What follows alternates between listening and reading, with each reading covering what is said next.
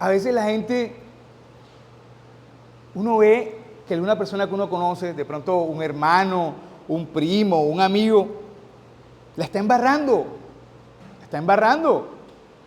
Alcohol, drogas, o de pronto una relación tóxica. Tú tienes un amigo, una amiga que tú sabes que está en una relación tóxica y tú sabes que está mal, pero él sigue ahí.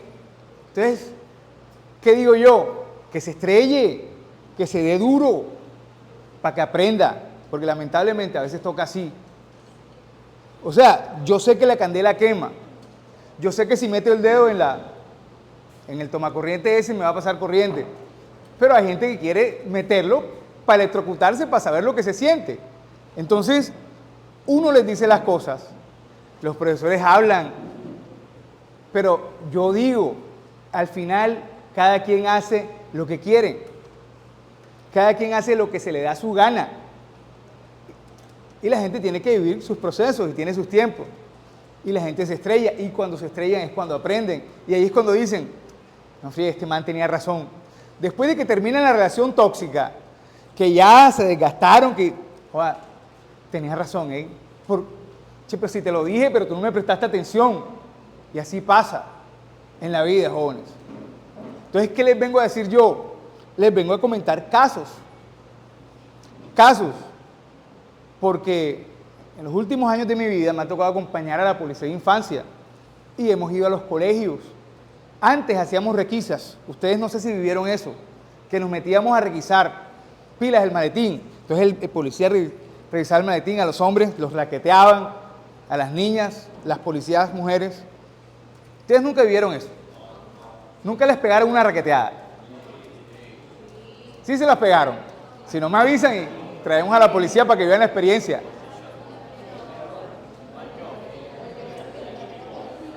Jóvenes, entonces, ¿qué buscaba la policía?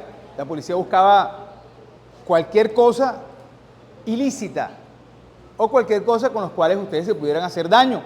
Si encontraban una navaja, un cuchillo, eso lo incautaban. Llegó una época extrema que hasta incautaban los exactos y las tijeras. Y yo le decía a los policías, ay, pero la tijera se la pidieron en los útiles, no importa, con eso se pegan una puñalada y tal. Porque ya pasó en un colegio que un pelado le pegó una puñalada a otro con una tijera.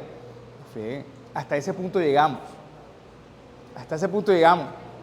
Pero entonces también quítales el lápiz porque con el lápiz también se pueden pegar una puñalada. Entonces, ¿qué encontramos? Tantas cosas que encontramos. Me acuerdo una vez, unas peladitas que les encontraron una cédula chimba, una contraseña chimba. ¿Y cómo se llama eso? De pronto, para ustedes no es nada. Una cédula, una contraseña falsa. Eso de pronto para ustedes no es nada, porque chévere. Nos metemos en la discoteca, porque yo me acuerdo que había un bar que decía, sin cédula no se rumbea. ¿Ustedes qué opinan? ¿Sin cédula se rumbea o no se rumbea? Sí se rumbea. Me imagino. Bueno, había un bar que decía en la entrada, sin cédula no se rumbea. Pero, bueno, hay gente que hace la rumba en la calle, hay gente que hace la rumba en una casa, pero en un sitio donde hay licor,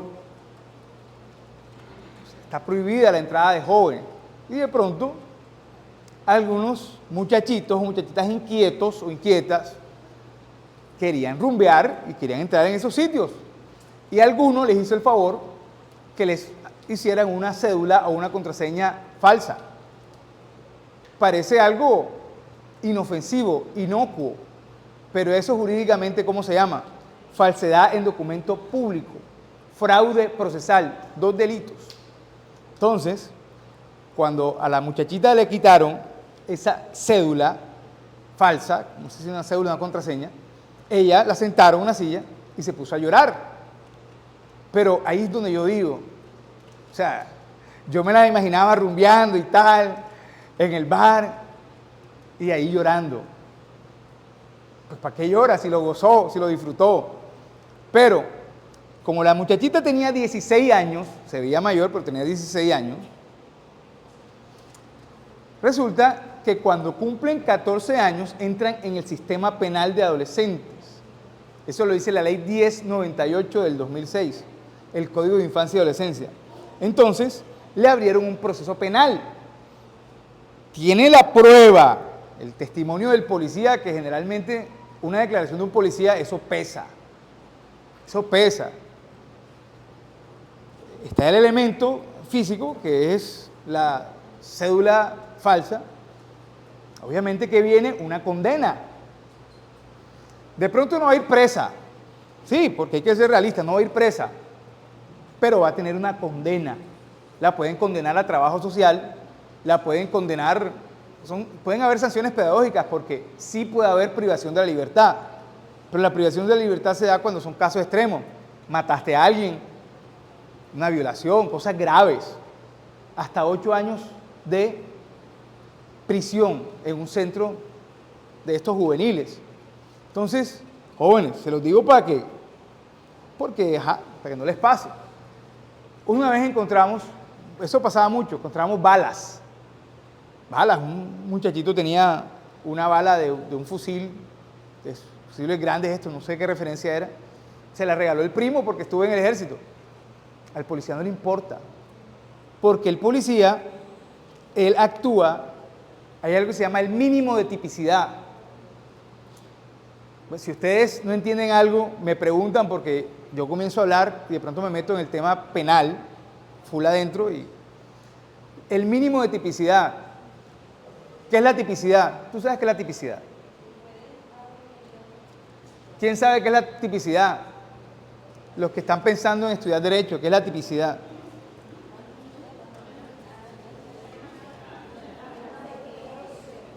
La tipicidad. Tipicidad viene de tipo, o sea, la norma, la ley escrita, descrita en un tipo, en un artículo. Entonces, en derecho penal, una conducta es delito cuando es típica, antijurídica y culpable. Un requisito para que una conducta sea delito tiene que ser que esté escrita en una norma, en un artículo. Si no está escrita en un artículo, pues no es delito. Y eso se da en todos los reglamentos de Colombia, porque eso está descrito en la Constitución en el artículo 29. Entonces, el policía actúa según un mínimo de tipicidad. Te encontró algo que parecía marihuana.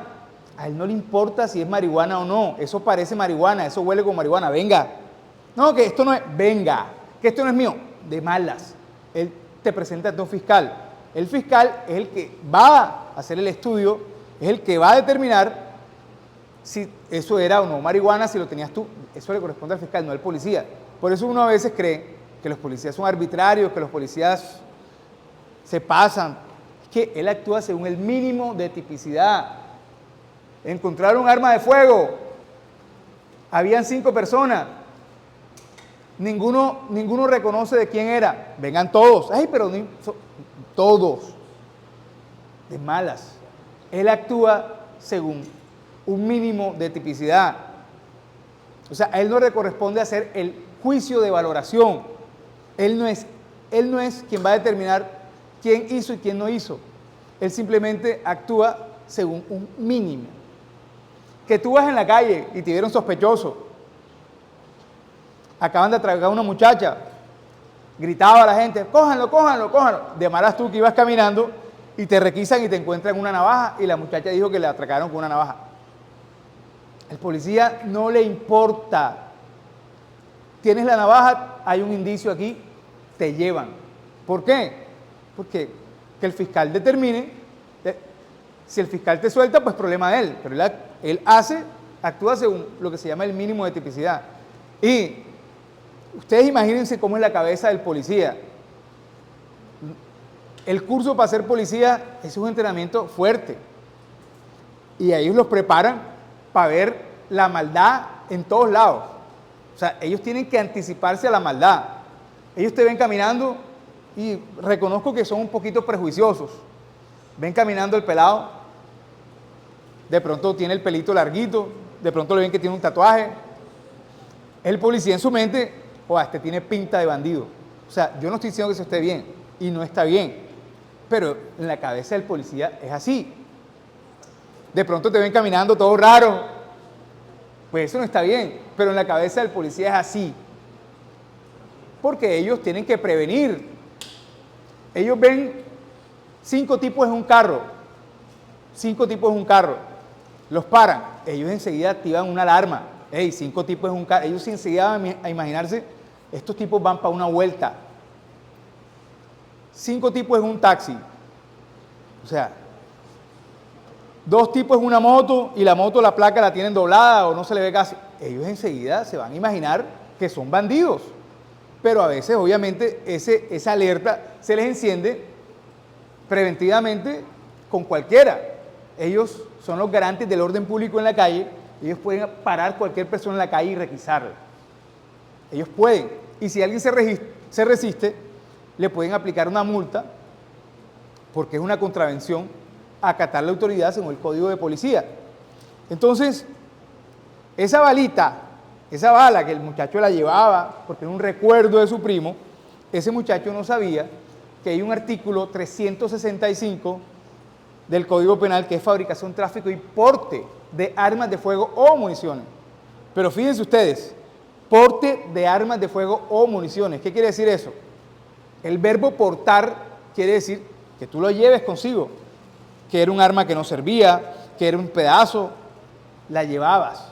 O municiones, llevar una bala o unas balas, estás incurriendo en el tipo penal. Entonces, inocentemente tú llevas la bala, el policía llegó, te la quitó y te llevó para la fiscalía. Hey, pero si es la bala, me la regaló mi primo. De malas, ve y díselo al fiscal, eso no es problema mío. Entonces, jóvenes, así, estoy hablando de lo más grave, las cositas más graves. Obviamente, si ellos te encuentran una navaja, ellos se van a imaginar, o sea, si un